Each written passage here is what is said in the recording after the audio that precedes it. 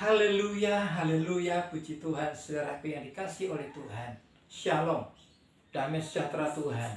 Itu buat saya dan saudara menikmati begitu indah. Karena damai sejahtera Tuhan itu begitu nikmat sekali. Mari saya mengajak saudara untuk kembali menikmati nutrisi kehidupan. Sehingga apa yang kita nikmati itu membuat tubuh ini, rohani kita ini menjadi sehat di hadapan Tuhan. Pengiringan kita menjadi sehat di hadapan Tuhan. Saudara yang dikasih oleh Tuhan, surat Kolose pasal yang ketiga. Kita akan membaca ayat yang pertama dan ayat yang kedua. Saudaraku, jika saya dan saudara kita pindah dari zona yang aman, zona yang nyaman, kepada zona yang baru, sesuatu yang baru di sana terjadi. Apa yang saudara rasakan?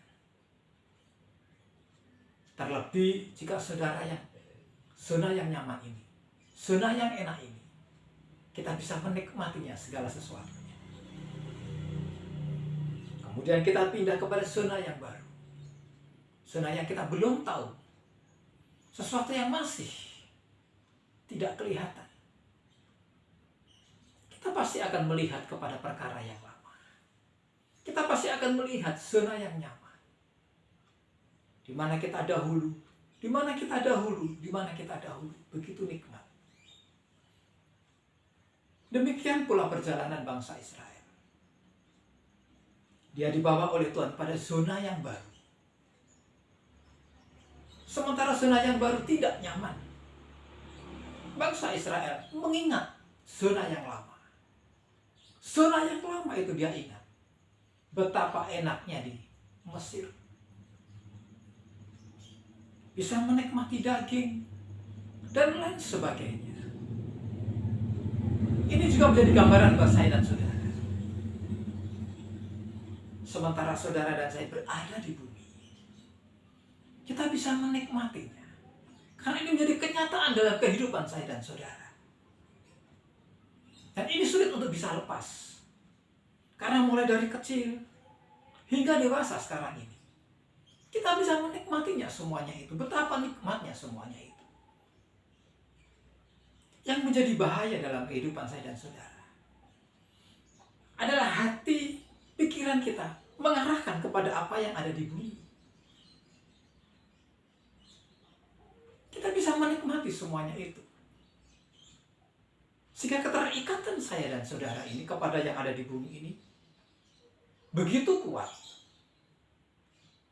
Tapi mari saya mengajak saudara untuk membaca dalam surat Kolose pasal yang ketiga. Ayat yang pertama dan ayat yang kedua. Demikian bunyi firman Tuhan.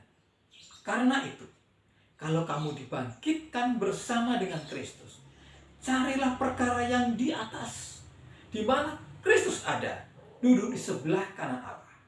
Ayat yang kedua, pikirkanlah perkara yang di atas, bukan yang di bumi. Saudaraku yang dikasih oleh Tuhan, zona kita, posisi saya dan saudara, adalah posisi yang baru, di mana kita tinggal bersama dengan Kristus.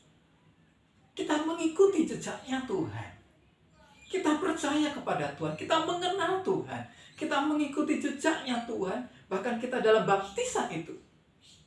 Semua perkara yang lama kita tinggalkan. Kita tanggalkan, sudah dikubur.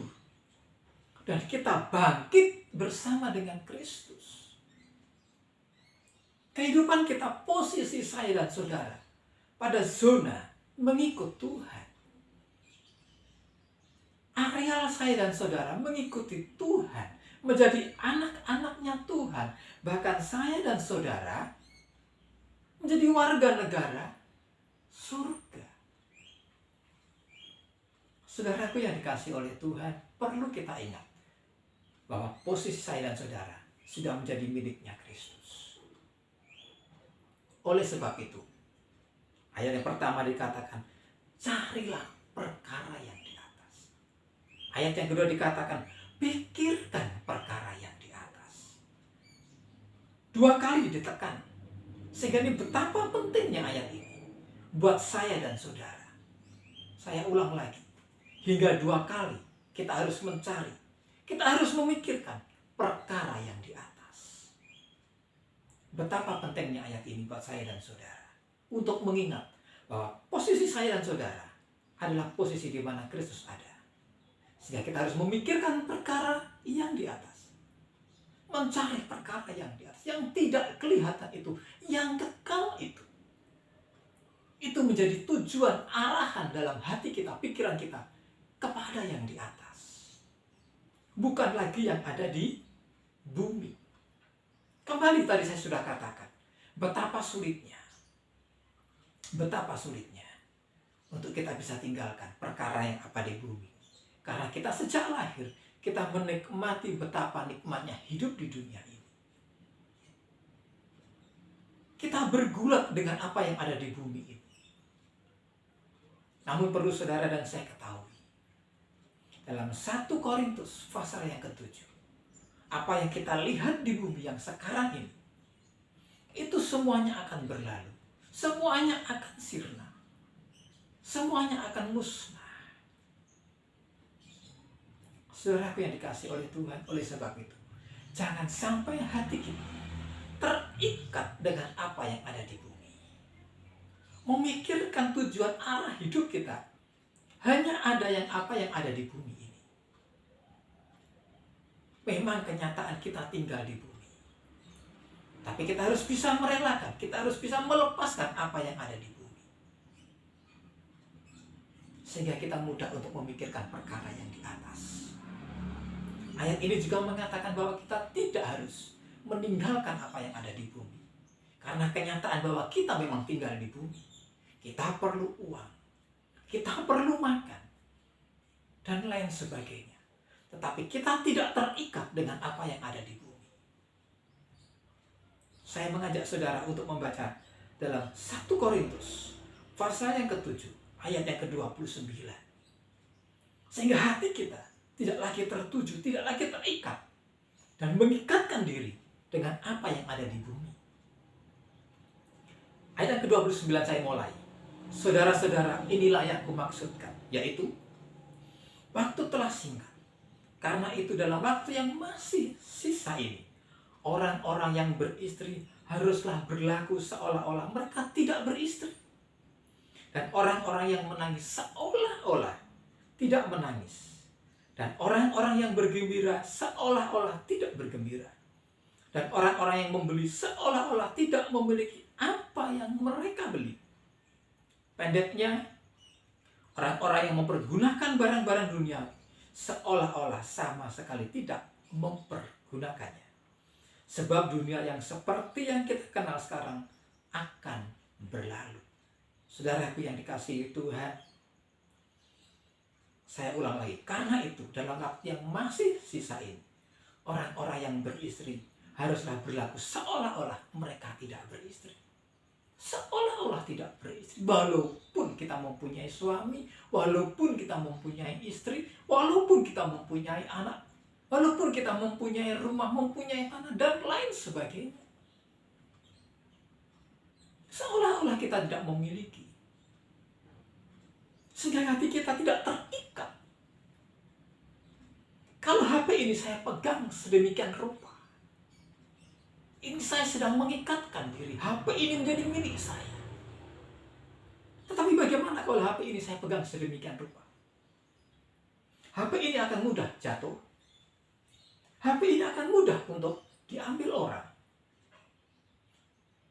Dengan cara pegang yang semacam ini. Inilah yang dimaksudkan seolah-olah. Seolah-olah kita tidak memiliki.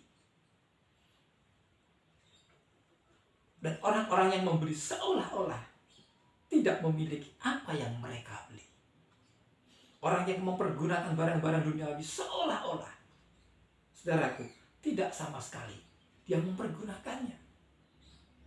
Hati kita, tujuan hati kita, arah hati kita, bukan lagi kepada apa yang ada di bumi, tapi kepada yang di atas.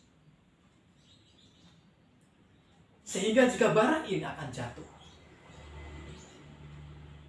kita pun juga tidak merasa kecewa. mudah jatuh, sudah biarkan saja. Kalau semuanya diambil oleh Tuhan, diambil oleh Tuhan, dipanggil oleh Tuhan, ya, kita sudah merasakan itu. Seolah-olah kita tidak beristri, seolah-olah kita tidak bersuami, dan lain sebagainya. Seolah-olah kita tidak punya rumah, tanah, dan kemewahan apapun yang ada di dunia ini. Sehingga kita tidak terikat. Tapi kita mengikatkan diri kepada perkara yang di atas. Yang kekal itu. Yang surgawi itu. Ketahuilah, kembali kepada surat Kolose, pasal yang ketiga tadi, bahwa posisi saya dan saudara berada posisi pada zona yang baru, di mana Kristus ada. Di sana kita memikirkan perkara yang di atas dan mencari perkara yang di atas, bukan lagi perkara yang ada di bumi. Saudara yang dikasih oleh Tuhan,